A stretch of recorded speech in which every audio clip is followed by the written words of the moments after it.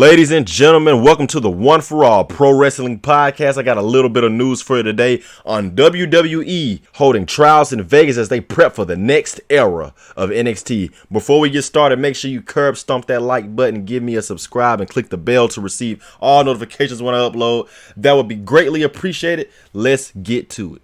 As some of you may already know, NXT is set to go under some major changes. The changes that are being discussed include a new NXT logo, new lighting in a different format to the weekly TV show, and a focus on the younger talent. It was also said that the new goal is to return to the older style of WWE developmental for NXT with not just younger talent, but quote-unquote bigger talent.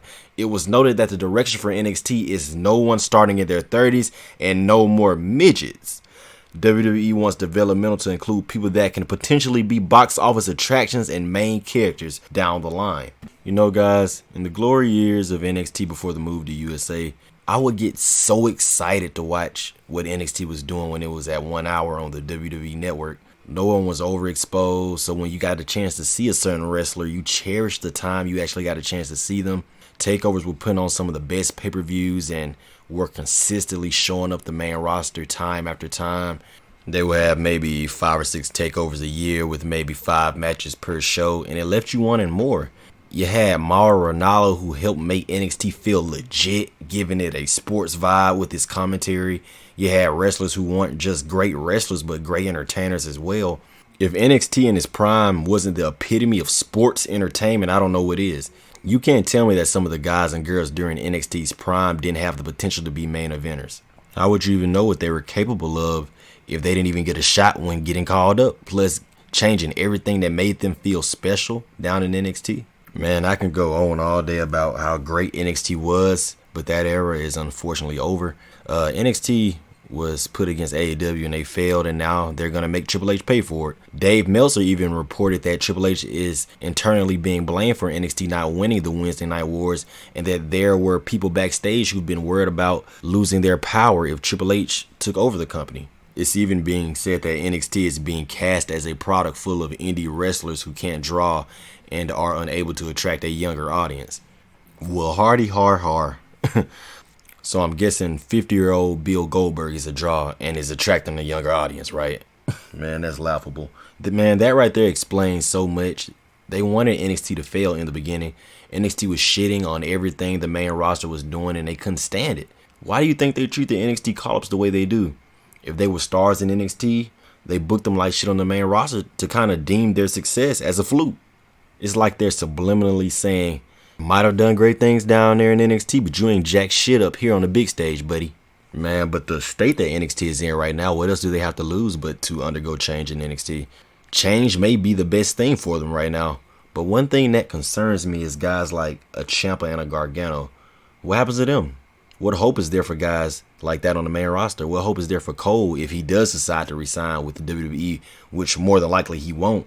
Especially with the comments he made on his Twitch recently about never giving up his Twitch for nothing in the world. Will Vince let Cole keep his Twitch to get him to stay in the WWE? Because there has already been word that there's no real push to keep Adam Cole in the WWE anyway. And it's mainly because of his size. Size shouldn't matter when you're a guy like Adam Cole. Guys that are on the level of an Adam Cole should get an exception to Vince's rule of wanting big guys. Shawn Michaels wasn't a big guy. Neither was Daniel Bryan, CM Punk, or AJ Styles. But they are some of the biggest names in all of wrestling, so don't give me the bullshit excuse of saying guys like an Adam Cole, Ciampa, or Gargano can't draw because of their size, because Daniel Bryan was one of the only people worth watching on WWE TV during the Yes Movement. But nonetheless, let's get into the news about the tryouts that happened in Vegas. So the tryouts started on August 18th and ran through today, which is August the 20th, and they were ran by Triple H, John Laurinaitis, William Regal, Matt Bloom, Robbie Brookside, Samoa Joe, and Drew McIntyre. WWE also brought Indies women's wrestling veteran Allison Danger in for the camp, according to PW Insider. Danger lives in the Las Vegas area and recently worked as a guest coach at the WWE Performance Center in Orlando. Danger, who was significantly influential in the rise of modern-day women's wrestling, was in the ring working with talent this week. Several talent scouts brought in 40 athletes to Vegas this week, with many of them being larger men and attractive athletic women, according to the Wrestling Observer. It was noted that WWE signed 14 of the talents, but Triple H told media Media that the number was 13 to 16. The new recruits from this tryout are set to report to the WWE Performance Center in Orlando in mid-October. Triple H said they were looking for people who make you stop and look closer when you see them. The Observer noted that the directive for the tryouts was to bring in men aged 26 or under